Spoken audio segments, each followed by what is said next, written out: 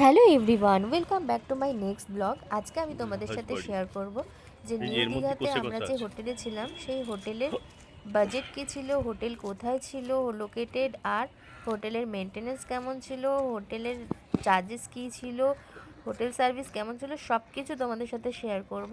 তো চলো দেখে নেওয়া যাক। আমরা যে হোটেলটা ছিলাম সেই হোটেলের নাম হচ্ছে রিডলে ইন্টারন্যাশনাল।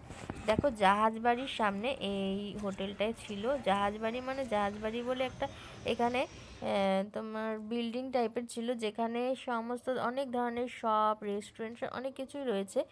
বেশ ভালো লাগছিল দেখতে। আর এই হোটেলে যাওয়ার জন্য আমরা যেহেতু বাসে করে এসেছিলাম, তো বাস থেকে নেমে 5 মিনিটের হাঁটা পথ। আর তোমরা যদি চাও, টোটো পাশেই আছে, টোটো করে তোমরা আসতেই পারো।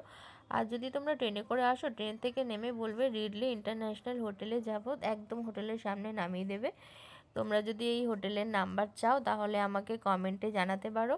হোটেলের বাজেট সম্বন্ধে একবার বলে দিই, তোমরা যদি অনলাইনে বুক করতে চাও অনলাইনে তোমরা বুক করে নিতে পারো, আর তোমরা যদি অফলাইন বুক করতে চাও এখানে এসেও বুক করতে পারো। এই যে হোটেলের আউটসাইড ভিউজ, আর দেখো হোটেলের বাইরেটা কেমন ছিল। জাস্ট হোটেলের বাইরেটা এরকম ছিল, ঠিক আছে।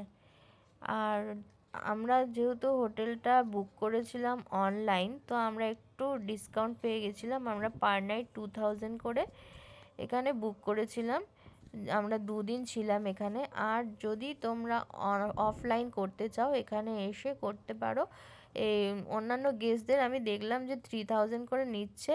এবার এসে তোমরা কথা বলতে পারো, কোনো অসুবিধা নেই। আর এই এর সঙ্গে তোমরা কমপ্লিমেন্টারি একটা ব্রেকফাস্ট পেয়ে যাবে, আর ওয়াটার সার্ভিস পেয়ে যাবে। তোমাদের জল আলাদা করে কিনতে হবে না, তোমাদের যতবার জলের প্রয়োজন আছে তোমাদের বোট মিনারেল ওয়াটার ওরা দিয়ে যায়, কোনো অসুবিধা নেই। আর দেখো, এরপর আমি তোমাদের রুমটা দেখিয়ে দিচ্ছি, রুমটা কতটা কীরকম ছিল চলো দেখিয়ে দিই।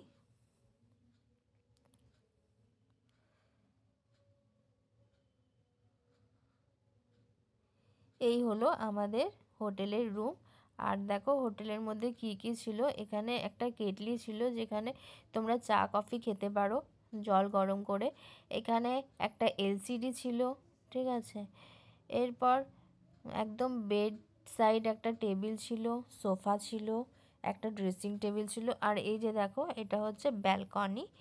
ব্যালকনি থেকে বাইরের ভিউজটা এরকম লাগছিল।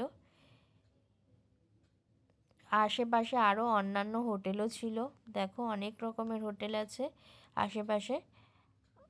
এখান থেকে তোমরা যদি মানে সমুদ্র মানে সি বিচ যেতে চাও, 10 মিনিট সময় লাগে। তোমরা এখান থেকে টোটো করেও যেতে পারো, তোমরা হেঁটে 10 মিনিটে চলে যেতে পারো, কোনো অসুবিধা নেই।